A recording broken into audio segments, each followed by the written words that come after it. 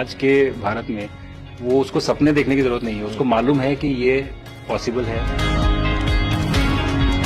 मैंने जो आपको होमवर्क कहा था तो उसका क्या प्रोग्रेस हुआ है? और आपसे बात करते वक्त सर पीछे जो मेरे ये तिरंगा लगाया था, ये वही तिरंगा है। और आप मूंग और मेथी का प्रयोग का क्या है? बहुत अच्छा है सर। मेरे ही क्रूमेट जो मेरे साथ थे साइन करवा के लिख के लेके गए हैं कि जब भी आपका गगन यहाँ जाएगा आप हमें इनवाइट करेंगे और लॉन्च के लिए जल्दी से जल्दी हमें आपके व्हीकल में बैठ के जाना है।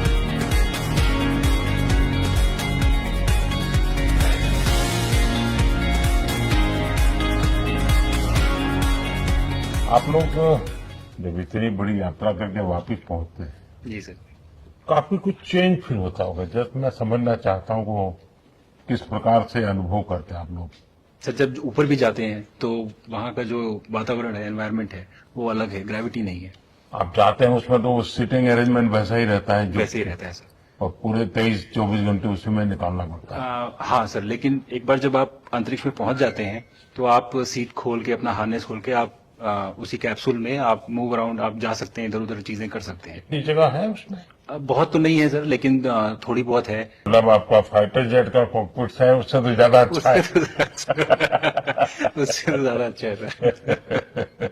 बट पहुंचने के बाद सर काफी कुछ चेंजेस होते हैं, जैसे पूरा आपका हार्ट स्लो हो जाता है, तो वो कुछ बदलाव होते हैं और वो फिर लेकिन 4-5 दिन में बॉडी आपकी यूज टू हो जाती है, वहां आप नॉर्मल हो जाते हैं। और फिर जब वापस आते हैं तो फिर वही दोबारा से वही सारे चेंजेस आप मतलब चल नहीं सकते वापस आते हैं, तो चाहे आप कितने भी स्वस्थ हो।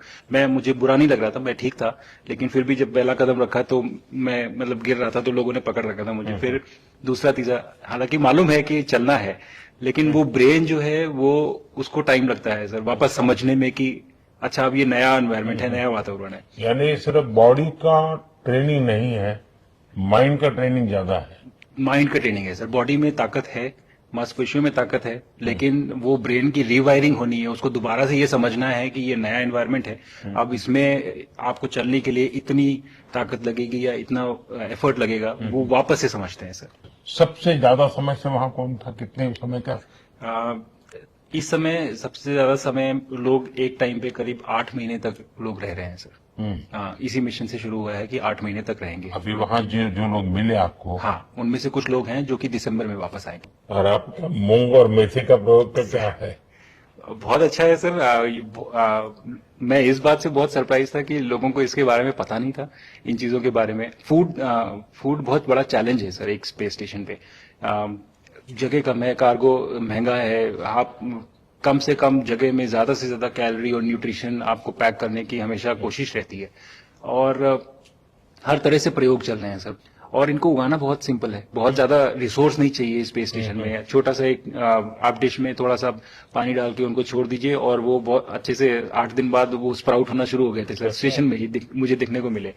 तो हमारी जो ये टिपिकल जो हमारे कंट्री के जो ये जो सीक्रेट्स हैं, मैं बोलूंगा सर, जैसे ही हमें ये मौका मिला कि हम माइक्रोग्रेविटी रिसर्च में पहुंच पाए, ये वहां पहुंच गए।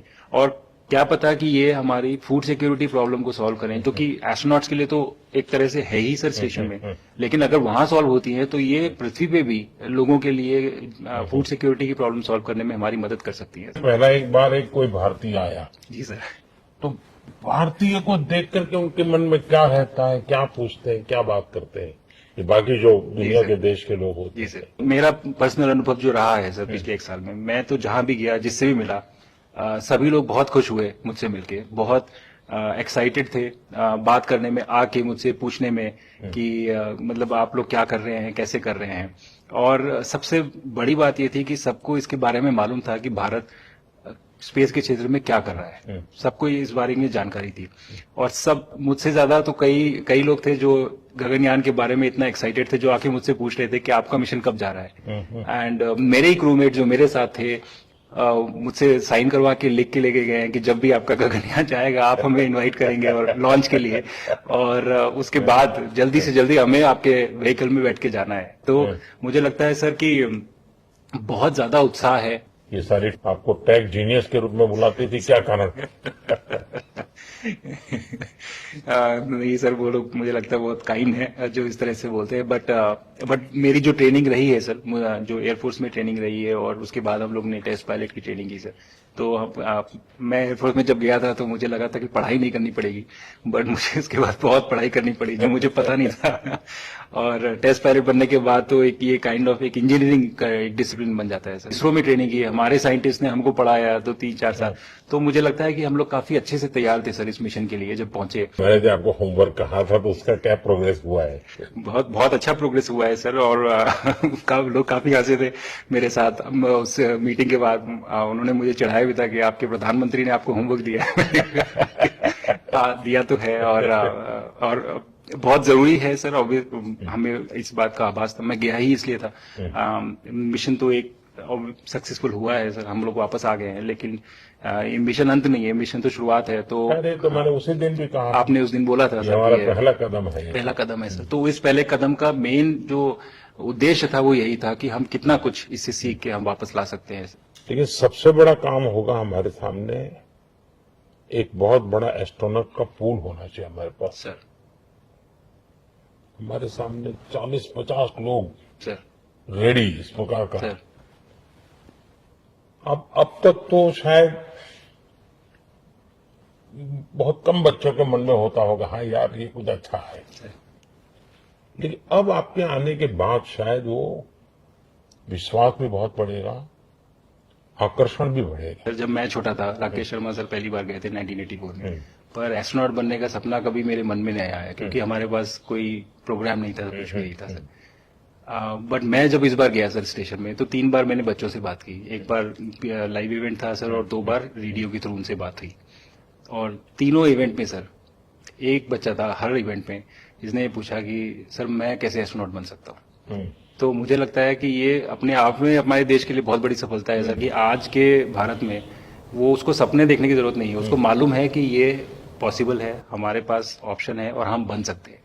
और आपने जैसा कहा सर कि ये जिम्मेदारी है मेरी, मुझे लगता है मुझे बहुत मौका मिला कि मैं अपने देश का रिप्रेजेंट कर पाया हूँ, और अब ये मेरी जिम्मेदारी है कि अब मैं ज्यादा से ज्यादा लोगों को यहाँ तक पहुँचाऊँ।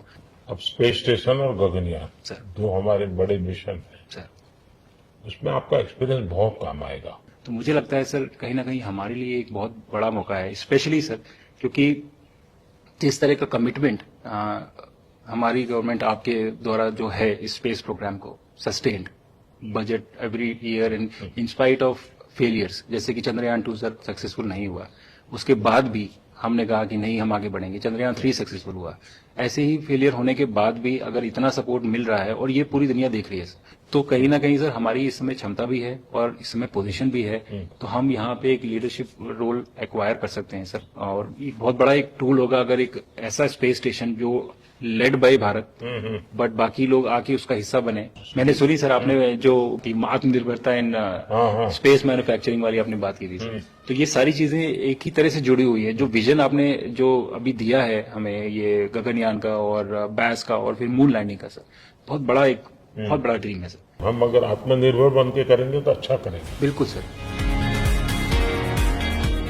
मैंने काफी सारी चीजें सर स्पेस से फोटोग्राफ वगैरह कोशिश की भारत की लेने की। तो ये भारत यहाँ से शुरू से ये ट्रायंगल, ये बैंगलोर है सर, ये हैदराबाद क्रॉस हो रहा है, और ये जो फ्लैश आप देख रहे हैं सर, ये सारी बिजली चमक रही है सर, जो पहाड़ में हो रहा है सर। और ये क्रॉस होते ही जो डार्क एरिया आता है सर, ये हिमालय आता है।